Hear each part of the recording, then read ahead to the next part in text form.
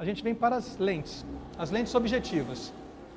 Eu te digo com toda segurança que essa aqui é a parte principal do equipamento de fotografia.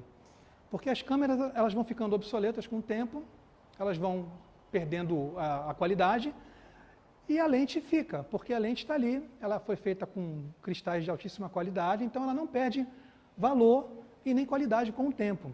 Então é muito interessante que se você estiver pensando no que você deve investir como equipamento, você invista primeiro em lentes de qualidade, para somente depois que você tiver um set bacana de lentes, você invista na sua câmera.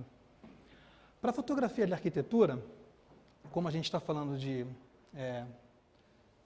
arquitetura, nós temos espaços pré-definidos e espaços pequenos.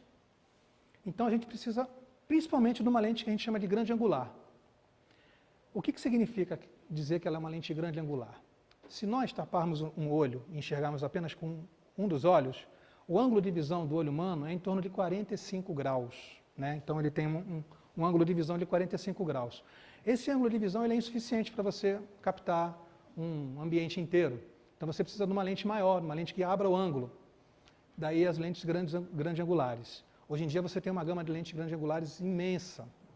Tem lentes que cobrem até 190, 180 graus sem distorção. Isso é uma outra questão que vocês precisam levar em conta quando for comprar o equipamento. Existem várias lentes grande angulares e existem várias peculiaridades entre cada uma. Como a gente está falando de fotografia de arquitetura, novamente eu vou bater na tecla da técnica e da exatidão da representação fotográfica. Né? A gente tem as retas, a gente tem iluminação, a gente tem os objetos. Então a lente grande angular ela tem que interferir o mínimo possível na proporcionalidade do conceito ali da cena. Você tem uma cadeira, você tem um sofá logo ali na frente, você usa uma grande angular, como ela modifica o ângulo de visão humano, ela obviamente ela distorce o tamanho dos objetos e do mobiliário. Então, na fotografia de arquitetura, você tem que tomar cuidado quando você usa a lente grande angular para você não deturpar a imagem. Porque a boa fotografia ela tem que representar claramente o que o arquiteto quis dizer. E a lente grande angular, ela não pode agir contra isso, ela tem que ser a nossa aliada.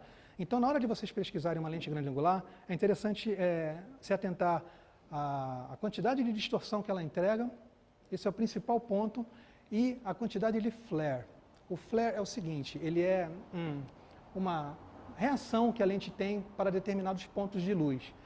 Como a gente vê muita situação com luz dicróica em apartamento, com luz spot, se você pega uma lente que tem aquele elemento da frente abauloado, essa lente tende a dar muito mais interferência na iluminação do que uma lente com o cristal mais reto.